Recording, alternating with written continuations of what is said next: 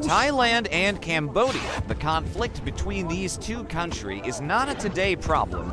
This is rivalry start 900 years ago. In this video, we will see when their rivalry started, what the actual reason they fight each other. Let's start.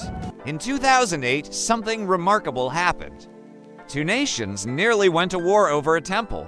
Not just any temple, a 900-year-old Hindu shrine perched dramatically on a cliff between Thailand and Cambodia.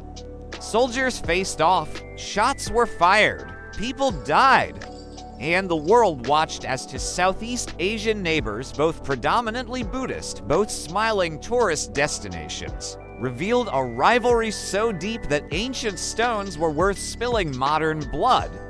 Welcome to one of Asia's longest and most complex rivalries. For nearly a millennium, Thailand and Cambodia, or Siam, and the Khmer Empire as they were once known, have been locked in a relationship defined by conquest, cultural competition, and conflicting narratives about who owns what. From the glory days of Angkor Wat to disputes over who invented spring rolls, this is a story of two nations whose histories are so intertwined that they can't seem to untangle themselves. I'm going to explain 900 years of rivalry in the next 15 minutes. Let's dive in. The Golden Age. When Cambodia ruled, to understand this rivalry, we need to go back to when there was no rivalry at all, because one side was simply too powerful to challenge. Between the 9th and 13th centuries, the Khmer Empire was the superpower of Southeast Asia. We're talking about an empire that stretched from modern-day Vietnam to Burma, from southern China to the Malay Peninsula. At its heart was Angkor, a city that at its peak housed nearly 1 million people, making it one of the largest urban centers in the pre-industrial world.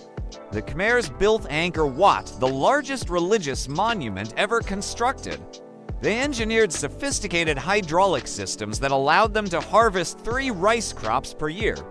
They commanded armies that made neighboring kingdoms pay tribute. And yes, that included the early Thai kingdoms.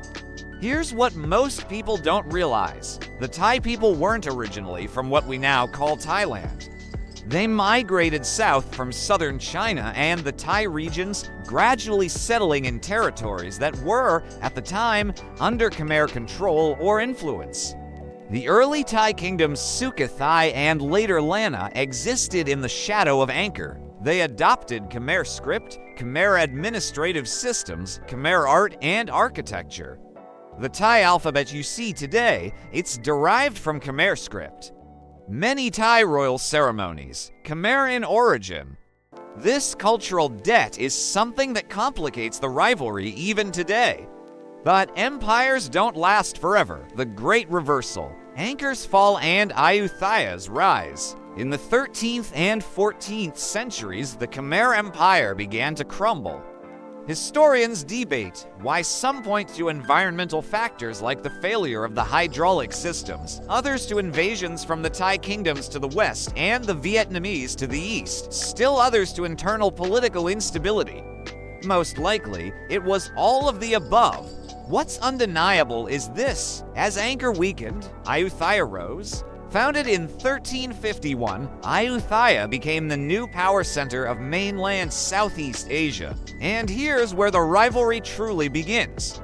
Because Ayutthaya didn't just rise alongside a declining Angkor, it actively contributed to that decline. The Siamese armies from Ayutthaya repeatedly invaded Khmer territories throughout the 14th and 15th centuries. In 1431, Ayutthaya forces sacked Angkor itself.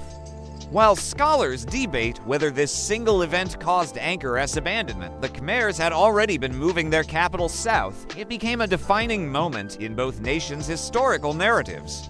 For Cambodians, this represents the beginning of a dark age, centuries of being dominated, invaded, and diminished by their western neighbor. For Thais, it represents the natural rise of a new power and the establishment of Siam as the region's dominant force.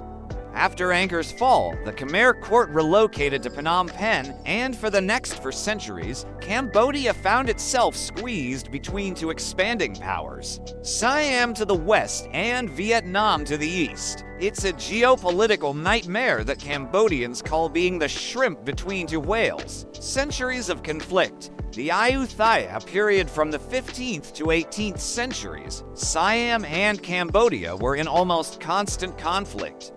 But this wasn't a rivalry between equals, it was a pattern of Siamese dominance and Cambodian resistance. Ayutthaya invaded Cambodia repeatedly. Siamese forces installed puppet kings in Phnom Penh. Cambodian provinces were annexed. Thousands of Khmer people artisans, dancers, intellectuals were forcibly relocated to Ayutthaya.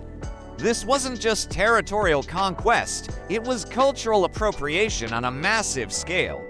Here's where things get really complicated. When the Siamese took Khmer artisans and court dancers back to Ayutthaya, they didn't just imprison them, they integrated Khmer culture into Siamese culture. The classical dance that tourists watch in Bangkok today. Its roots are in the Khmer court traditions that were brought to Ayutthaya. The elaborate royal ceremonies, many have Khmer origins. This is why modern cultural disputes between Thailand and Cambodia are so heated. From a Thai perspective, these traditions have been part of Thai culture for 500 years. They're authentically Thai. From a Cambodian perspective, these are stolen traditions taken during periods of domination and occupation. The same goes for architecture, cuisine, and even religious practices. The lines between Thai and Khmer culture became blurred centuries ago, but both nations today want clear ownership. By the 18th century, Cambodia was barely surviving as an independent state. The Siamese controlled Western Cambodia. The Vietnamese were encroaching from the east. The Cambodian king had to pay tribute to both powers just to maintain nominal independence. And then the Europeans arrived. In 1863, France established a protectorate over Cambodia. For Cambodians, this was both a humiliation and a salvation. Yes, they lost independence to a European power, but French protection also meant that Siam couldn't simply absorb Cambodia entirely, which seemed increasingly likely. The French had their own agenda. They wanted to build an empire in Indochina, Vietnam, Laos, and Cambodia, and Siam stood in the way.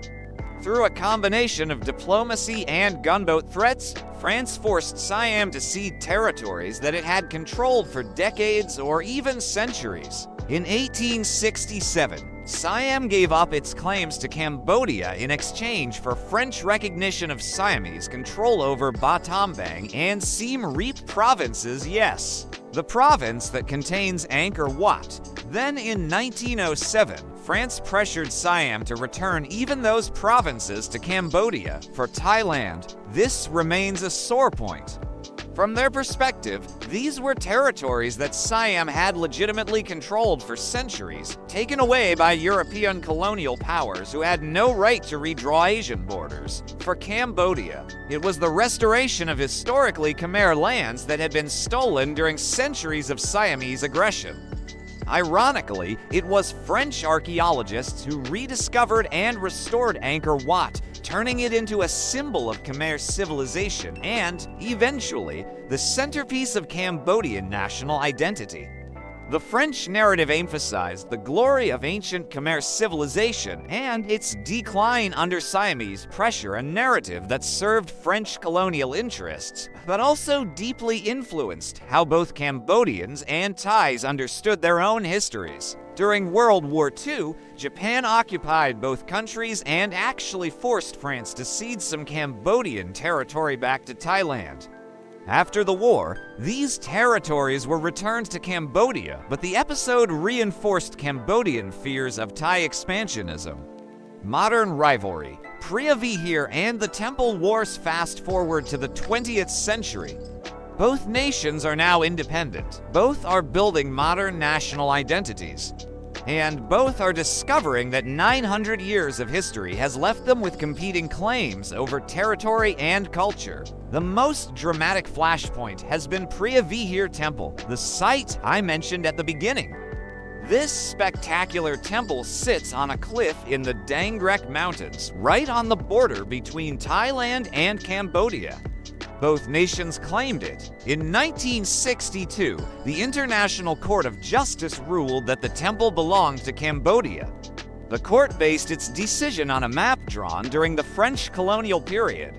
Thailand accepted the ruling sort of. The problem was that while the temple itself was awarded to Cambodia, the most practical access route was from the Thai side, and the exact demarcation of the border remained disputed. For decades, this simmered as a low-level dispute. Then, in 2008, Cambodia successfully nominated Preah Vihear as a UNESCO World Heritage Site. Thai nationalists were outraged. They saw this as Cambodia trying to claim not just the temple but the surrounding area.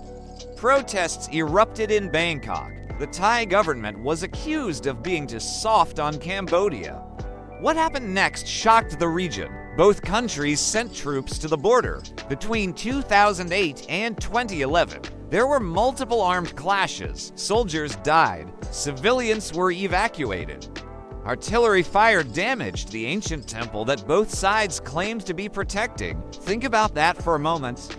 To Buddhist nations, both dependent on tourism, both members of ASEAN, nearly went to war over a Hindu temple built 900 years ago. That's how deep this rivalry runs. Cultural wars. Who owns history? But the rivalry isn't just about territory, it's about culture and identity. And in the age of the internet and UNESCO, these disputes have gone global. In 2003, riots erupted in Phnom Penh after a Thai actress allegedly claimed that Angkor Wat belonged to Thailand. The Thai embassy was burned. It later turned out the quote was fabricated, but the damage was done. The incident revealed how sensitive these cultural issues are. Cambodia and Thailand have fought over who can claim classical dance traditions, with both countries seeking UNESCO recognition. They've disputed the origins of various dishes. Is it Pad Thai or Pad Khmer? They've argued over traditional textiles, martial arts, and even the design of temple architecture. In the digital age, these disputes play out on social media, with nationalists on both sides posting inflammatory content. Tourism campaigns become battlegrounds. When Thailand promotes its culture internationally, Cambodians accuse them of appropriating Khmer heritage. When Cambodia emphasizes its ancient glory, Thais point out that modern Thai culture has its own distinct identity. Here's the thing, both sides have legitimate points. Yes, much of what we think of as Thai culture has Khmer roots, but it has also been part of Thai culture for so long that it's genuinely Thai too. Culture isn't static. It evolves, blends, and transforms. But try telling that to nationalists on either side. Why this rivalry persists, so why, in the 21st century, does this rivalry remain so intense? Several reasons. First, nationalism. Both countries use historical grievances to build national identity. For Cambodia, the narrative of victimization by larger neighbors, especially Thailand, is central to how Cambodians understand themselves. For Thailand, the narrative of being the only Southeast Asian nation never colonized and of Siamese Thai cultural superiority is equally central. Second, domestic politics. Politicians in both countries have found that nationalist rhetoric about the other country is an easy way to rally support. When Thai governments face criticism, picking a fight with Cambodia over a temple can distract the public. When Cambodian leaders need to unite the country, reminding people of Thai aggression works every time. Third, there's genuine historical trauma. Cambodia suffered through the Khmer Rouge genocide in the 1970s, which killed up to 2 million people. This catastrophe destroyed much of Cambodia's cultural and intellectual class. In the aftermath, Cambodians have been especially sensitive about protecting what remains of their cultural heritage and especially resentful when they see their powerful neighbor claiming aspects of that heritage. Fourth, there's an economic dimension. Thailand is significantly wealthier and more developed than Cambodia. This power imbalance means that Thailand often dominates in cultural soft power. Thai TV shows, music, and food are popular across Southeast Asia, including in Cambodia. For many Cambodians, this feels like cultural imperialism. The future of the rivalry, so where does this leave us? Are Thailand and Cambodia doomed to rivalry forever? Not necessarily. Despite the tensions, there are positive signs. Trade between the two countries has grown significantly. Millions of Cambodians work in Thailand, sending remittances home. Thai tourists visit Angkor Wat in huge numbers. Both countries cooperate within ASEAN. The younger generation in both countries seems less interested in ancient rivalries and more interested in economic opportunity and regional cooperation. Social media, for all its problems, also allows young Thais and Cambodians to interact directly, sometimes breaking down stereotypes. But the rivalry isn't going away anytime soon. Too much history, too much trauma, too much political utility in maintaining the narrative of the threatening neighbor.